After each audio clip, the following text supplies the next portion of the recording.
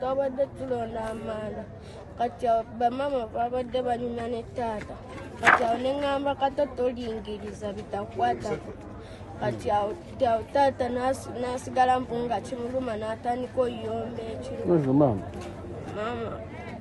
kati awo ne bayomba ekiro seeki najja n'ataasa kati awo taata n'agamba mbuno seeki ayagala taata ayagala maama ne mukasa baagala maama kati awo n'asooka n'amugoba awo ne tujja eno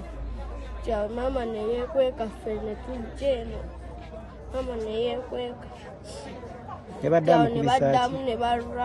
balwana ffe ne tudduka badde ba mukwano okumala ebbanga nga bakola mulimu gwa kutyaba nku naye babadde batyaba nga batambula ne bazitunda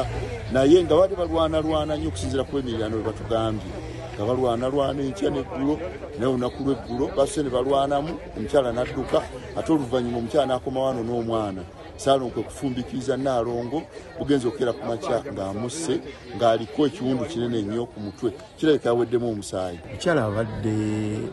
batunzi ba mwenge n'omwami ate nga bookya amanda naye ng'obuzibu bwe bafuna kasente tebakkanja ku kigambo kya ssente